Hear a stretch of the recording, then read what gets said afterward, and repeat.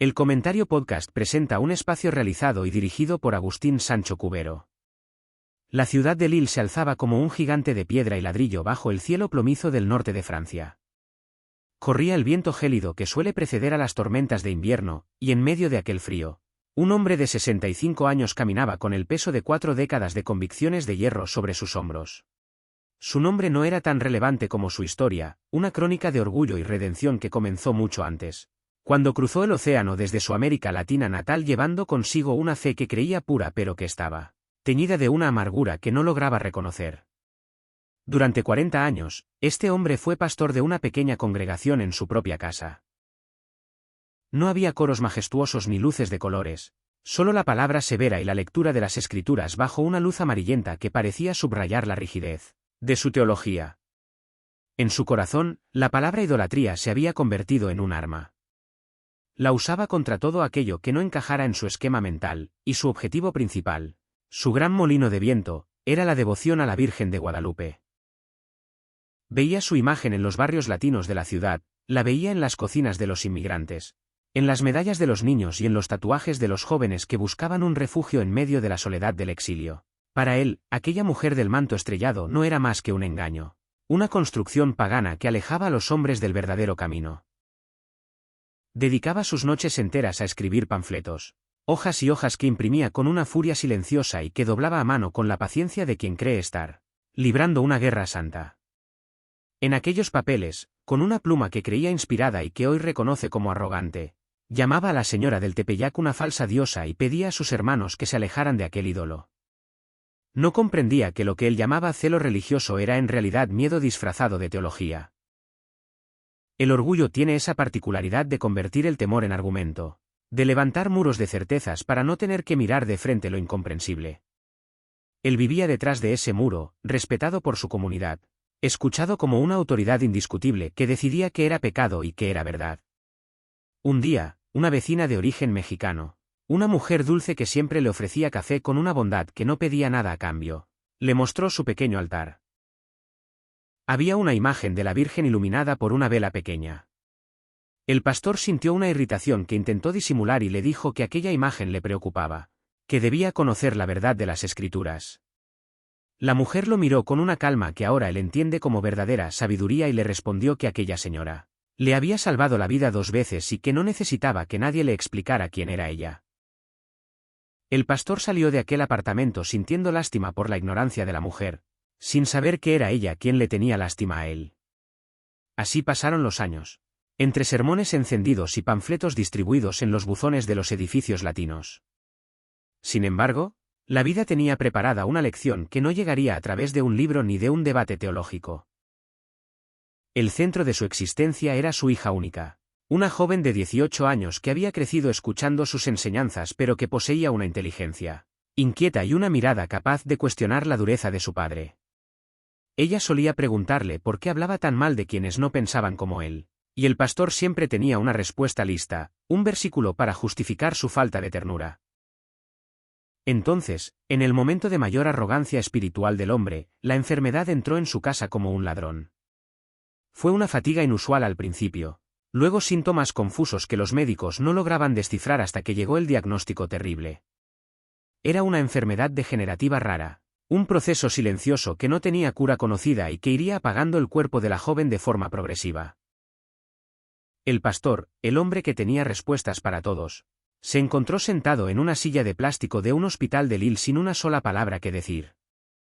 Salieron en silencio, caminaron hacia el coche en silencio, y allí, antes de arrancar, su hija le tomó la mano y le dijo que no se preocupara porque Dios sabía lo que hacía. El hombre asintió y lloró a solas cuando ella ya no podía verlo. Aquel fue el inicio de un invierno largo y amargo. La enfermedad avanzaba con una frialdad matemática.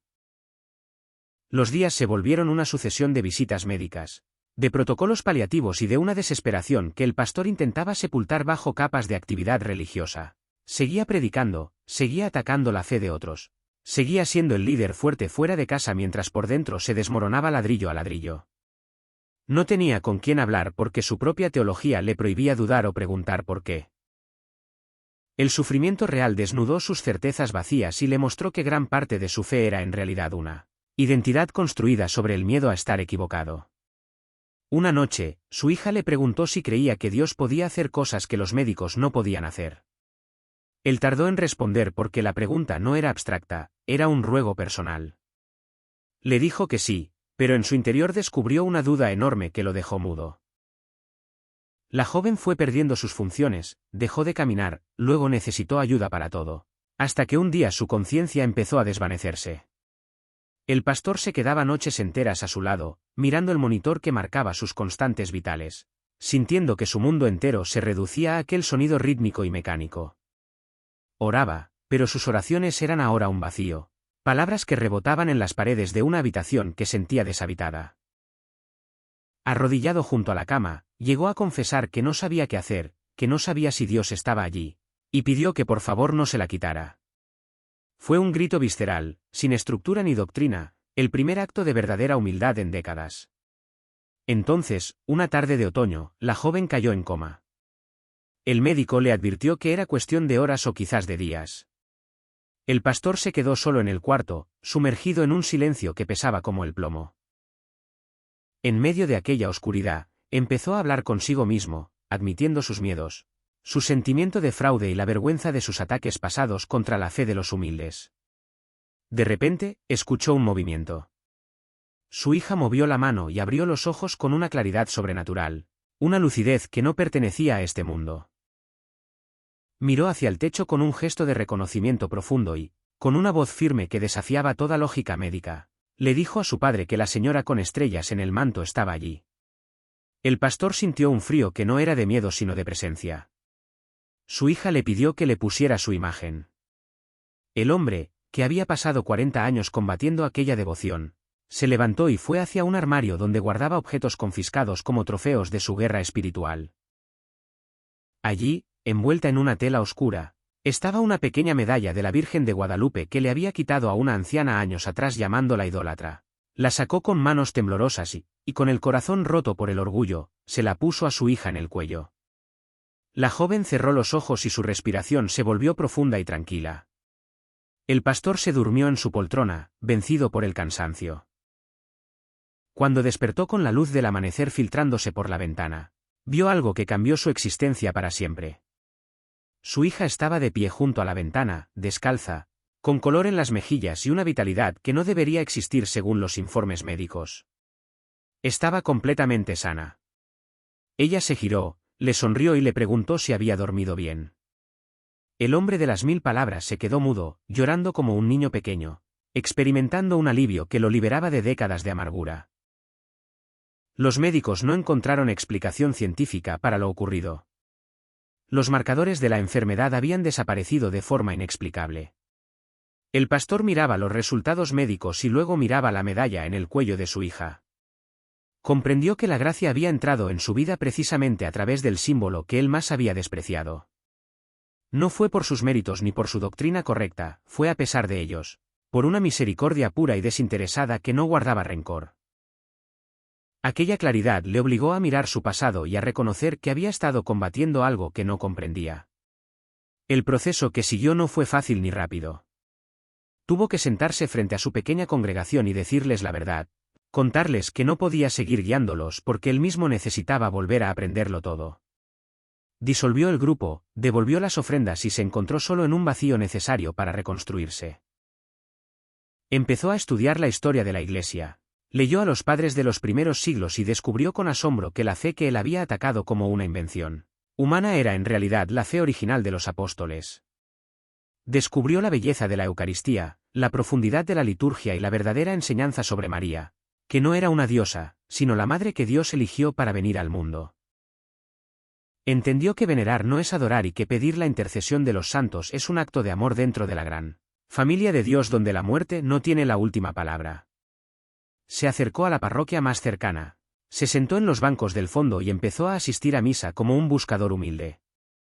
El sacerdote, un hombre de una paciencia infinita, lo acompañó en su camino de regreso. El pastor, que antes siempre tenía que tener la razón, aprendió a escuchar y a dejarse guiar. Se dio cuenta de que la fe católica no le pedía que abandonara su amor por las Escrituras, sino que lo completara en la plenitud de la tradición y los sacramentos. El día de su bautismo y su entrada en la Iglesia católica fue el más silencioso y profundo de su vida. No sintió la euforia de sus antiguos sermones, sino la paz de quien finalmente llega a casa después de un exilio muy largo.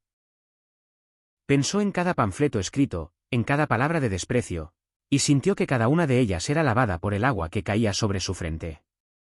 Su hija lo acompañó en aquel camino, encontrando su propia fe en la misma madre que la había visitado en su lecho de muerte.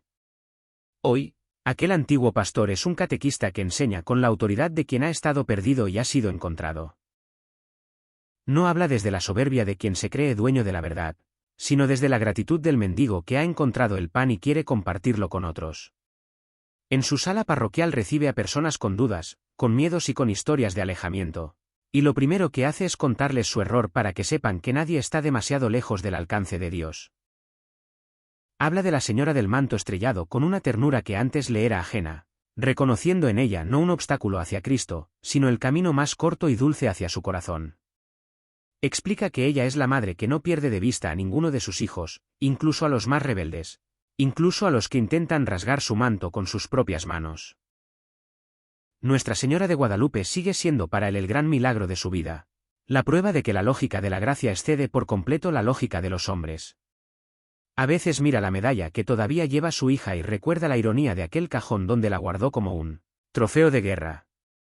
Ahora entiende que aquel objeto no era su prisionero, sino el instrumento que Dios usaría para liberarlo a él. La historia de este hombre es un testimonio de que el orgullo puede ser derribado por la sencillez de un gesto de amor y que la verdad no es algo que se posee para atacar a otros, sino una persona que se encuentra para ser amada. Lille sigue teniendo cielos grises y vientos fríos, pero en el corazón de este hombre ahora arde un fuego que ninguna tormenta puede apagar. Ha comprendido que la Iglesia es una familia que atraviesa los siglos y los continentes, unida por una misma fe y un mismo amor maternal que no se rinde ante la dureza de corazón. Su vida ya no se mide por el número de personas que lo escuchan ni por la contundencia de sus argumentos, sino por la profundidad de su entrega y la sinceridad de su servicio como un simple catequista en una parroquia humilde. La Virgen de Guadalupe, con su mirada baja y sus manos juntas, le enseñó que el poder de Dios se manifiesta mejor en la debilidad y que la verdadera victoria es rendirse ante la evidencia de un amor que no tiene límites. Ningún muro es demasiado alto para ella, ningún pasado es demasiado oscuro para su luz, y ninguna distancia es tan grande que no pueda ser recorrida por sus pies de madre que caminan al encuentro de los perdidos. Él fue uno de esos perdidos, el más difícil de rescatar quizás por su propia convicción de estar a salvo, pero la Señora de las Estrellas supo esperar el momento exacto. Ahora, cuando camina por las calles de su barrio, ya no mira con desprecio las imágenes religiosas en las ventanas de sus vecinos. Se detiene, sonríe y a veces se acerca a dar las gracias a quienes, sin saberlo, mantuvieron viva la llama de la fe mientras él intentaba apagarla. Sabe que cada una de esas velitas encendidas era una oración por él, un recordatorio silencioso de que la verdad siempre es más grande que nuestras explicaciones y que la misericordia siempre tiene la última palabra en la crónica de nuestra existencia. El hombre que quiso destruir la fe terminó siendo custodiado por ella, envuelto en el mismo manto que antes odiaba y que ahora es su refugio y su mayor orgullo. No hay derrota en su rendición, solo el descubrimiento de una libertad que nunca antes había conocido, la libertad de ser un hijo que se deja amar por su madre y que reconoce en ella la presencia constante de un Dios, que nunca nos abandona, incluso cuando nosotros hacemos todo lo posible por abandonarlo a él.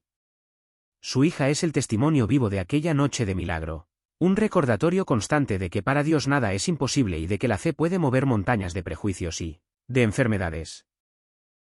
Juntos caminan ahora en una misma dirección, bajo la protección de aquella señora que un día decidió que la historia de un pastor orgulloso no debía terminar en la oscuridad sino en la luz de una verdad que lleva 5 siglos iluminando el mundo desde una colina en México hasta los rincones más fríos de Francia. La historia sigue escribiéndose en cada clase de catequesis, en cada oración compartida y en cada gesto de humildad de quien sabe que lo ha recibido todo sin merecer nada. Esta es la crónica de una redención inesperada. El relato de cómo un corazón de piedra fue transformado en un corazón de carne por la mediación de una madre que nunca deja de interceder por sus hijos.